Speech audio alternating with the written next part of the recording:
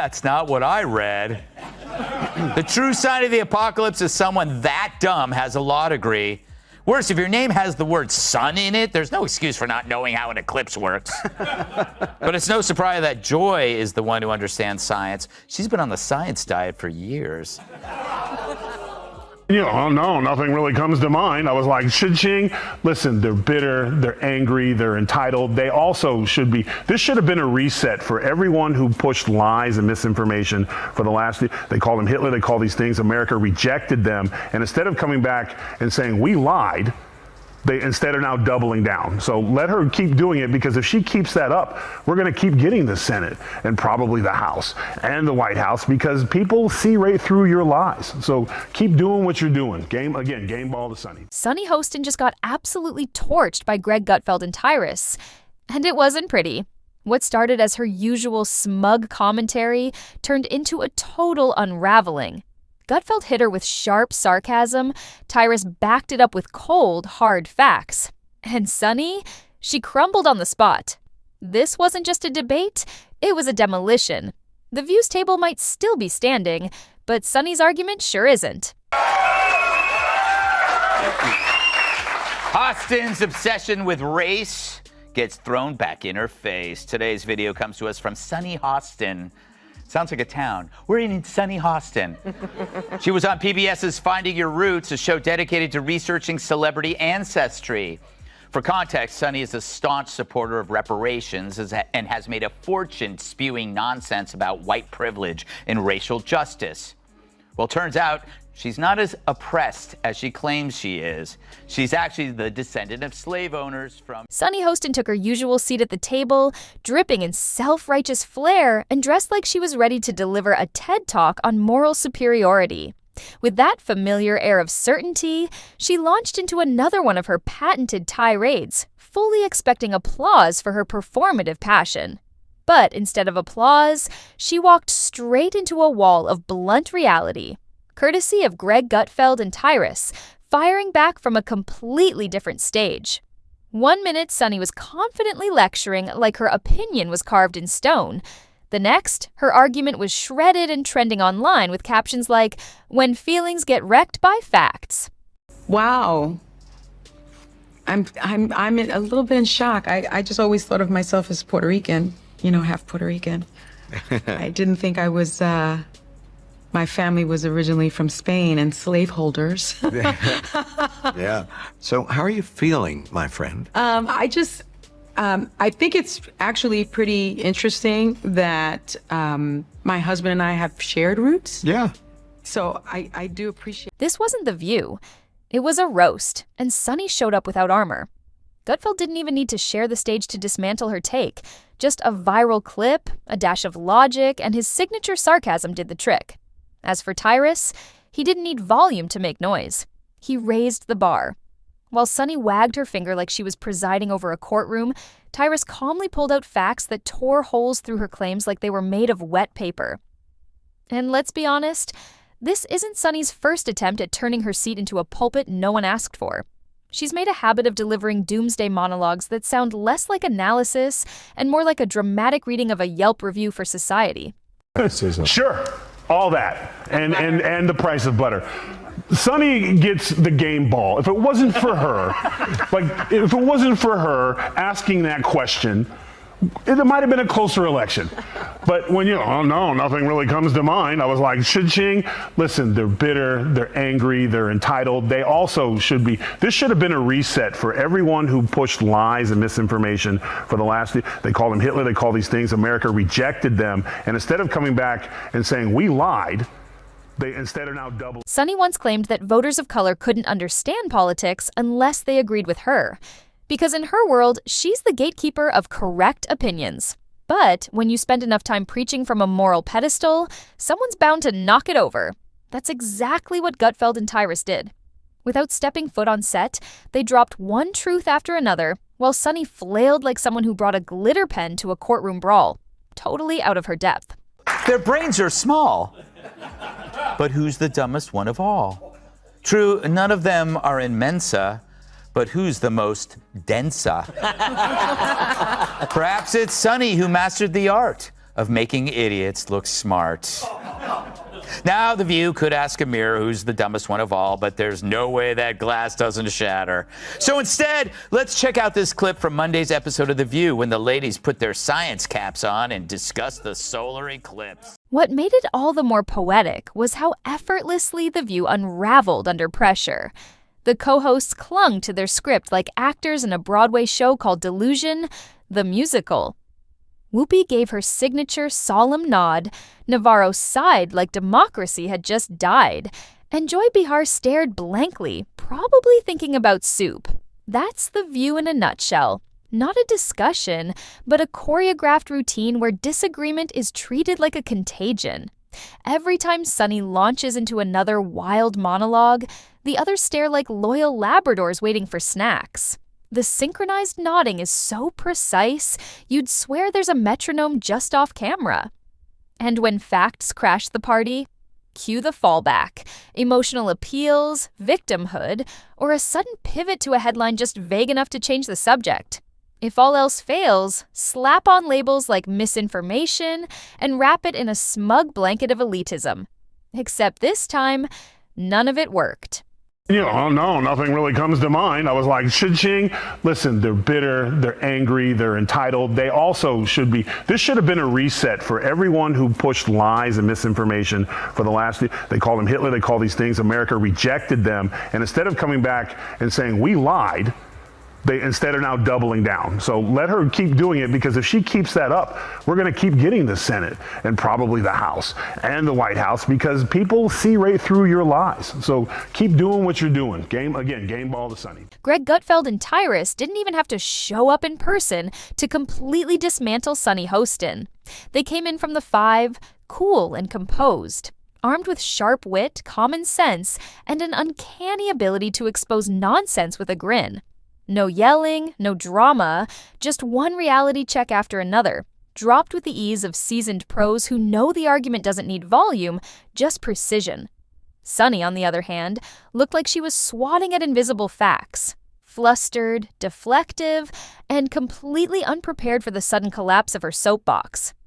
And that's the part that really stings. She's used to monologuing into applause, not getting met with cold, hard silence. But silence is exactly what met her once the internet clipped her talking points into memes and receipts started flying. You could practically see her trying to recalibrate in real time. Of course, she'll be back at the table tomorrow, armed with a new take and another signature glare. But whether she admits it or not, this one left a mark. Because once you've been hit with that kind of public reality check, you don't just bounce back. You simmer.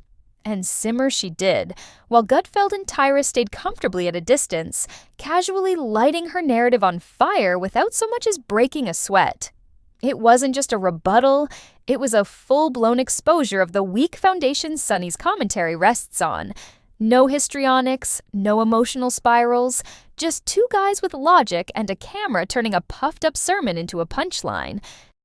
I think that women, white women in particular, want to protect the patriarchy here because it's to their benefit. Yeah. They want to make sure that their husbands do well. They want to make sure that their sons do well. They want to make sure that their children do well. And they want to make sure that they do well. Most of the women in some of these studies are married white women, and they do fall in line with what their husbands are doing.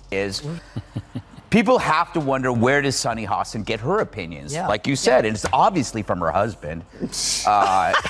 She has to tell her what to say on The View, because without it, she's got nothing up there. She's not very bright. But the problem with her is that she went full racist. When crime and policing came up, Sunny Hostin launched into one of her signature rants, full of moral fire but light on facts. With dramatic sighs and sweeping claims, she painted cops as villains, crime as misunderstood, and herself as the ultimate authority. It felt less like a debate, and more like a one-woman stage show powered by hashtags and indignation. Then came Greg Gutfeld and Tyrus, offset but fully armed. Gutfeld calmly dismantled her monologue with razor-sharp sarcasm and cold, hard stats, pointing out how defund the police champions often live nowhere near the neighborhoods facing real crime. Tyrus followed with quiet precision, dropping facts that cut through Sunny's narrative like a hot knife through butter. Sunny blinked, caught off guard as the room's energy shifted. The View lost more than the argument. It lost the plot.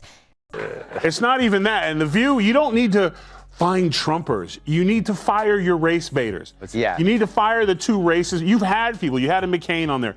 You've had people on there before, and you ran them off.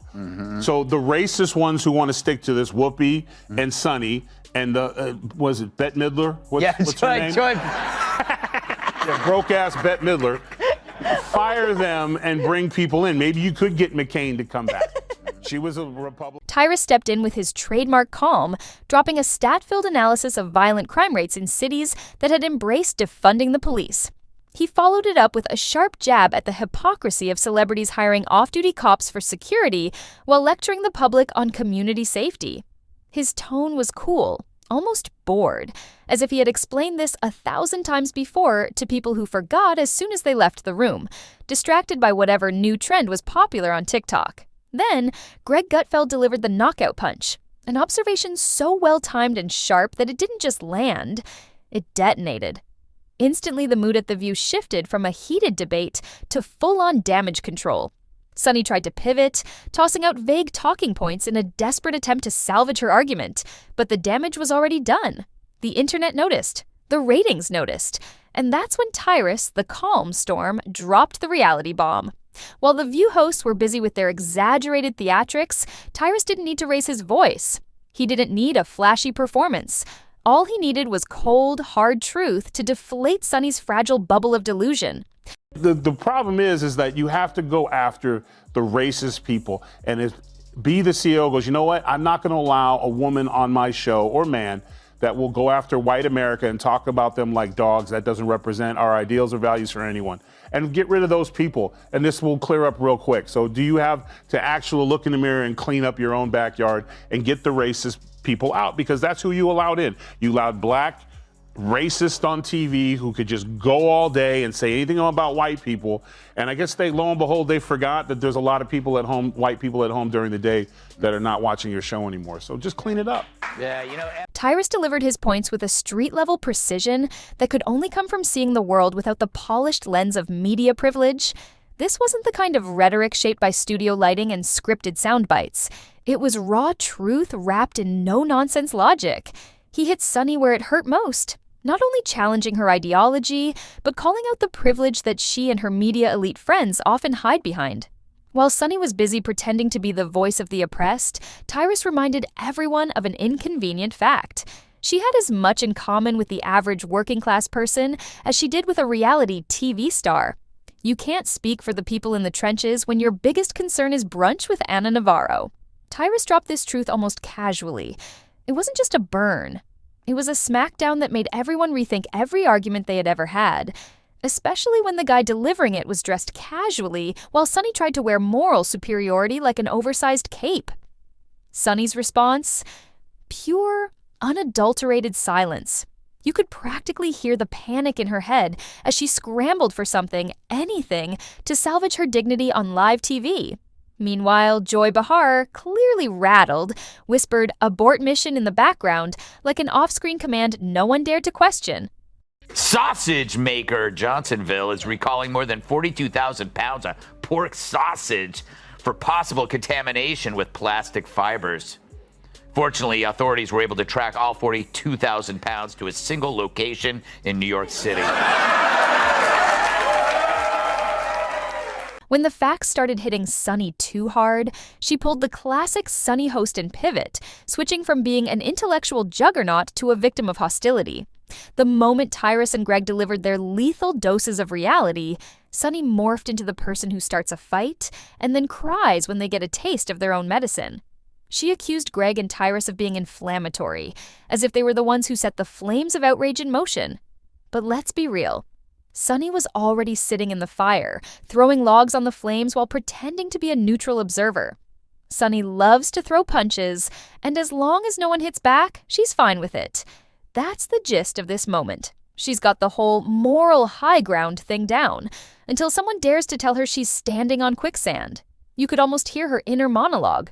Wait, I thought I was supposed to be the one dishing out the lectures. How is this happening to me? The irony of the situation is hard to ignore. The moment things get too real, the debate switches to victimhood. Suddenly, the woman who spent years slinging insults about others' lack of empathy is now the one crying about being attacked. So that makes Sunny Hostin, who thinks climate change caused the solar eclipse, the dumbest of them all. Because everyone knows the moon caused the eclipse, which is controlled by the View's gravitational pull. And then there was the audience, the poor, confused souls trapped in the middle of this live TV train wreck. They didn't know whether to clap, laugh, or cower under their studio seats. As expected, social media exploded. Sunny's meltdown became the hottest new meme on Twitter. The internet did what it does best: roast the rich, the powerful, and the overly self-assured. Sunny was now a meme, a symbol of how quickly the walls of self-righteousness can crumble when confronted with actual substance. After that disastrous meltdown, you'd think The View would at least take a second to acknowledge the elephant in the room. But no, instead, they went for the classic, "let's pretend this didn't happen" move. The next episode turned into a masterclass in damage control, featuring a segment about dogs doing yoga. Because, nothing says, "we've totally got this under control," like a puppy stretching on a mat. They even had the nerve to act like everything was normal, casually transitioning from Sunny's cringeworthy collapse to segments on the latest celebrity gossip. No mention of the debate, no accountability, just a textbook example of how to gaslight an entire audience on national TV. It's honestly impressive how well they pull it off. It must be exhausting to be that delusional, and even more exhausting to do it while pretending to be an expert on literally everything. Of this, will she continue to do that when she is now one of them, Dana? And it is funny, she's so wrapped up in identity and she had no idea who she was. But here's why it matters. The View represents the worst kind of media echo chamber. It's a place where a bunch of self-righteous panelists pat each other on the back for sharing opinions that are more about their feelings than actual facts. Gutfeld and Tyrus didn't just roast Sunny, they exposed the entire approach The View takes to political commentary. The real issue isn't just Sunny's cringeworthy performance, it's the fact that people like her continue to pretend they speak for the working class while sitting in their cushy studios completely out of touch with what's really going on in the world. Sunny's collapse wasn't just personal, it was a public reminder that arrogance and emotional rants can't drown out the truth forever. So let's recap. Sunny starts with a smug attitude. Gutfeld effortlessly demolishes her with facts. Tyrus drops some hard-hitting truths, and then, well, Sunny retreats into a heap of word salad. It's almost poetic. In the epic battle between reality and The View, reality finally got a little screen time. And it was glorious.